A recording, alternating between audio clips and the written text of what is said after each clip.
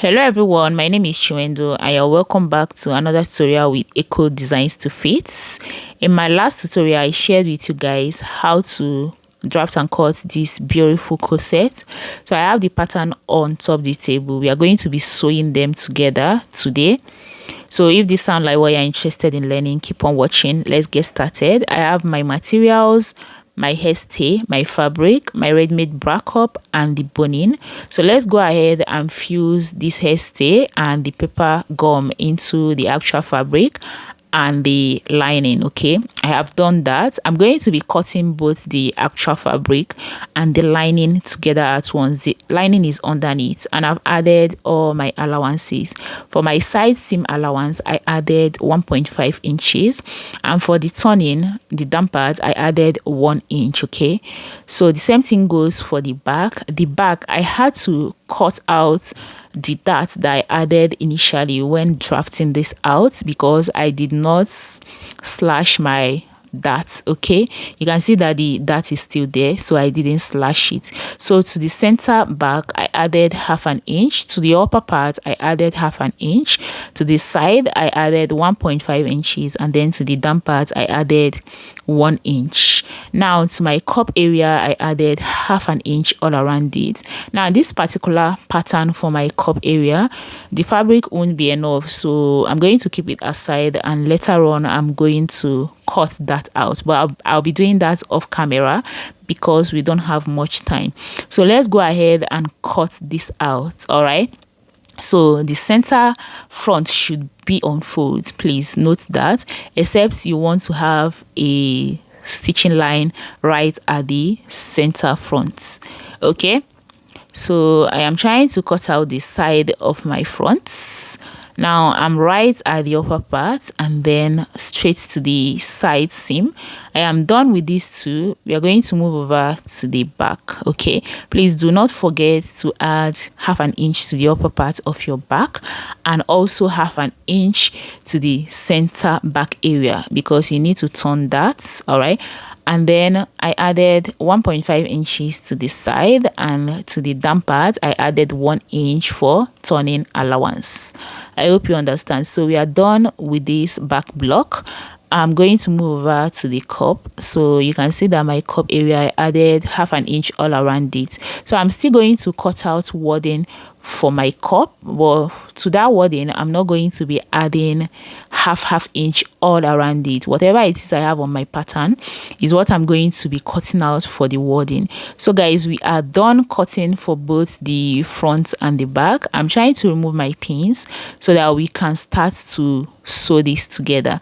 Okay, so we are going to start with the front. First of all, you want to open up your center front just like this. So you can see I have both for my lining and the actual fabric. This fabric is called a Mercury Mikado silk and I'm using just 1 yard of it. Okay, so I've placed in the center front and the side fronts just as you can see me doing like this. Now I'm going to place the sides on top of it, making sure that the right sides are facing each other, and I'll use my pin to hold it in place. Now after doing that for one side, which is for the left or the right, you're going to repeat the same thing for the other side. So that is what you can see me doing, and after that I will stitch it using 1/2 inch, just like you can see me trying to show you. Now I'm going to repeat the same thing for the lining. So whatever it is I do on the actual fabric, I'll repeat on the lining. So here is my back. Let me go ahead and remove the pins so that I can take off my pattern and then open it up. You can see that we have 2 pieces for our back. Okay, I also have the lining as well. Now I will go ahead and show you guys what to do. So now you can see after stitching that of the fronts, what you will do next is to stitch in your side seam. Okay, just like this. Can you see? So I'm going to use my pins to hold it before I'll move over to my sewing machine, so I'll be able to stitch it properly. All right, so you can see I'm trying to hold it in place using my pin. And please, while you do this, you're going to ensure that the right sides are facing each other. Now if you're a beginner, you want to use your fabric pen and then mark this out. Okay, just mark out your seam allowance before you stitch. Okay, but for me, I can actually eyeball this. All right, so whatever it is I'm doing on this fabric, I used a fabric pen. Please do that so that by the time you iron it, the ink will fade away. Okay, so I am done showing you that part. I'm going to show you how to also stitch up the cup. Okay, you know that we have two pieces for this cup. All right, we have the number 1 and number 2.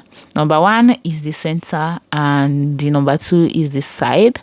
Now arrange it properly, and you're going to make sure that the right side of each of the parts is facing each other, just as you can see me trying to bring them out.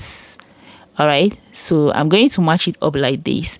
And please, after drafting this, you can see that on the hairstay or whatever you used to make it firm, please do make sure that you mark out your points, like you want to indicate the upper part, the side, and the down part before you start to stitch. Okay, so I am done holding that part. I will also repeat the same thing for this part. So let me go and join this together and come show you guys what we have.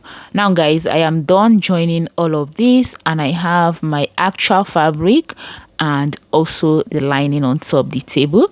I also have my cup, and you can see the way my cup is sitting perfectly on top the table. If your cup is not sitting this way, you guys, just know that there is something wrong with your drafting. Can you see? Your cup should not be standing. It should not be bulging. Like, I also have my ready-made bra cup. What I'm going to do is to go shape this my ready-made bra cup, and you guys, here is the wording that I've cut out. You can see, like I explained before, I did not add any form of 1/2 inch all around the wording. All right, so guys, next we are going to be forming the boning channels on the lining. For now, I'll turn the back, and then here is my bias.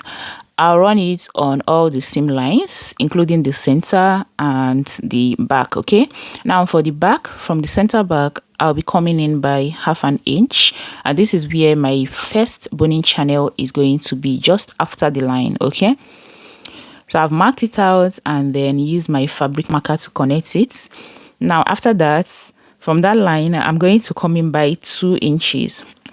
Okay, you can as well do 1.5 inches, but just to have enough space where the eyelet is going to enter. So I've marked it out and I'm connecting it with my straight ruler. I'm going to repeat the same thing for the other side of the back, and then I'm also going to input 1 boning channel on the center front, as you can see. So guys, I am done sewing in the boning channels with my bias. Okay, let me turn over the back so you can see. I decided to change the color of the bias so that it will be visible enough for you guys to see. I've also gone ahead to sew my wording. Remember, I did not add any seam allowance on the wording, so I used a zigzag stitch. I've also shaped my bra cup, the ready-made bra cup, which I'm going to use to enhance the boobs. Okay, so here it is. All you have to do is come in by 1/2 inch right at the upper part and stitch it down to the middle of the bra cup. Here is my wording. You can see I made use of a zigzag stitch, hence I did not add allowance to the center. But if you want to use a normal stitch like your sewing machine, you have to add 1/2 inch to the center so that you can join it with that 1/2 inch.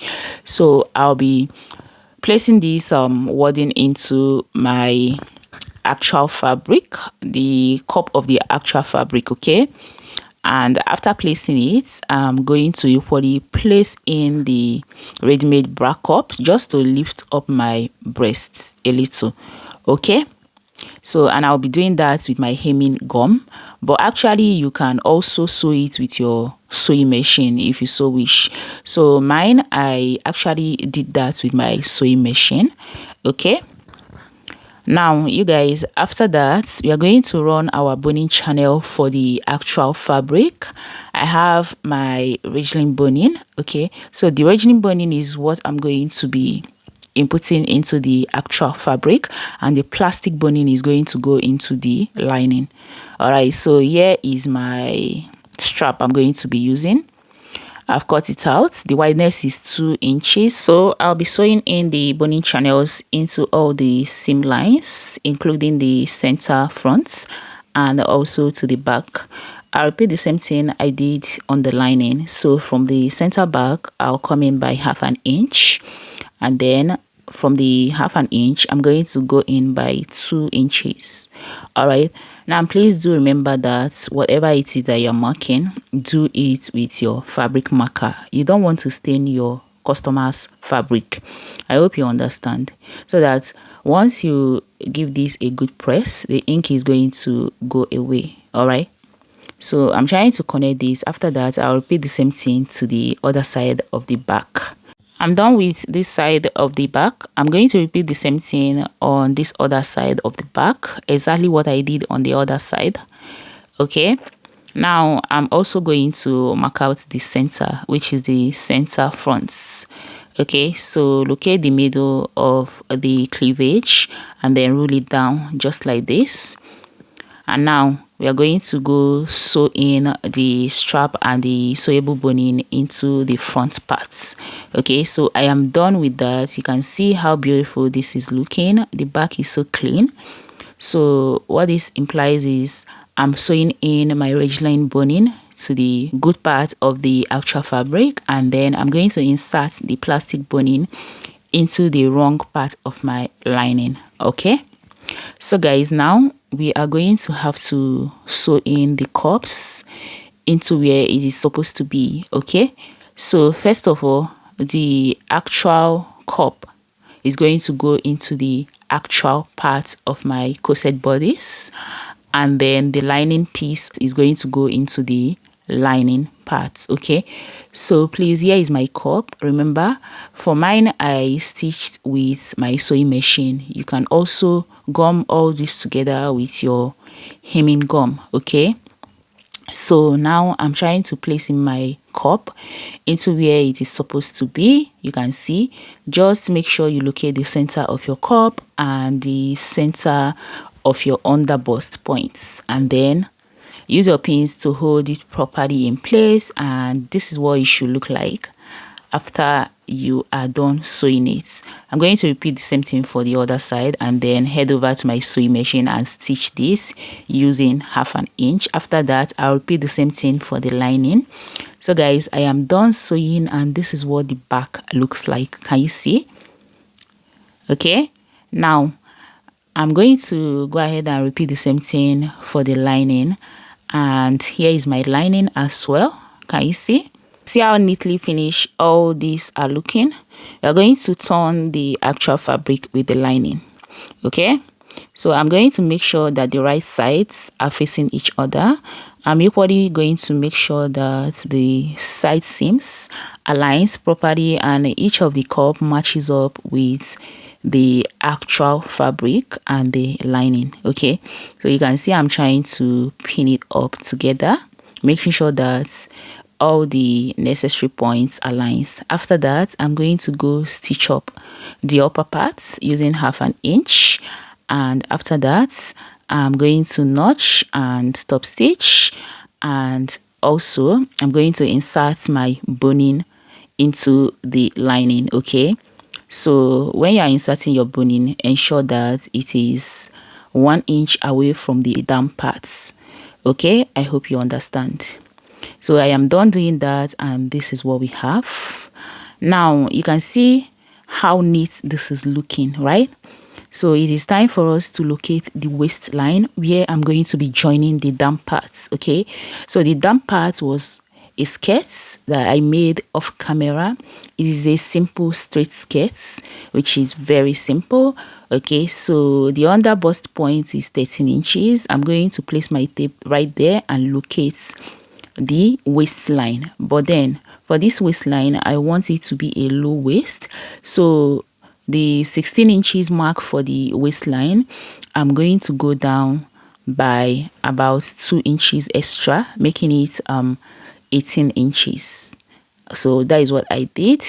So my waistline for now is 18 inches, no longer 16. I marked it out, and then from there for the middle, because it's going to have a basque waist, I went down by extra 3.5 inches. Okay, you can do 4. It all depends on what you want, how low you want the basque, okay, or the plunge.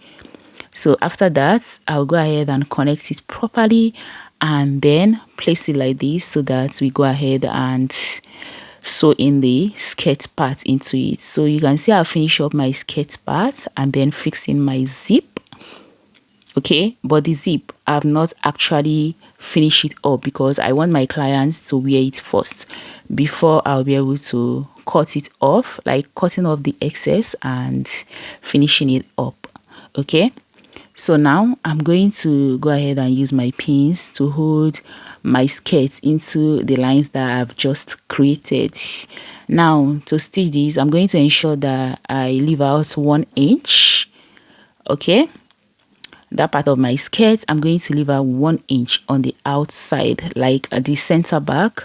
I'm going to leave out 1 inch on each of the side, and I'm also going to ensure that the side of my skirt matches up with the side of my bodice. Okay, so I am done pinning the sides. I'm going to make sure that I locate the middle of my skirt and then place a mark on it. So this middle is going to go into the middle of my bodice, just like this, and I'll use my pin to hold it down, and then the other part of the side seam goes into the other part of the sides of my bodice. I hope you understand my English because I don't even know what I'm saying at this point, but I hope it's clear. So after pinning it up, I'm equally going to extend the other side just like this, and you can see on the other side as well I left out 1 inch. Okay, so now after pinning it, I'm going to go stitch it up. Now my stitching is going to stop just before the eyelets. Okay, where I'm going to be placing my eyelets. So here is where I'm going to start my stitching, and I'm going to follow just like I placed it in and then stitch it. I'm going to be stitching this with 1/2 inch. Okay, so let's move over to the sewing machine so that you see exactly how I'll be fixing this. So come with me, guys. So here is my sewing machine. I am sewing it. Okay, so just to show you how this works, it's not like you guys do not know how to sew this. Okay, because if you're already an advanced student, you should know about this. I'm just trying to show you what to do, okay, and some tips on how to sew this in. Okay, so you have to be sewing this gradually, do not rush it. Okay, and also you have to be mindful of your needle at this point because you are sewing on a ridgeline boning. Okay, as you can see, I am done stitching this. I'm going to cut off my thread and then I'll be showing you guys what it looks like. Can you see? Now I'm going to go ahead and finish up the side of this my skirt, because if you notice, I actually had something that I insert on the hip, like a style. Okay, so one part of this design went into the hip of the left hand side or the right, I can't remember at this point, and then the other part went into the waist of the skirts. But then to sew these into the upper bodies, I have to shift out some parts. So that is what I'm trying to finish up right here. Okay, so I am done with that, and I'll move over to the table so that you guys can see exactly what this looks like. Okay, so you can see the design. I'm trying to see if I actually sewed it in properly. Okay, so this is it. This is what this looks like. You can see here is the back. So now after this, I'm going to finish up this side and then turn the down part of my bodice. Okay, So you guys, I am done with that, and let me turn it over to the back side. Can you see? I'll finish up the center back and also turn the down part. Okay, so I'm still going to leave my zipper like this until my client comes in for fitting.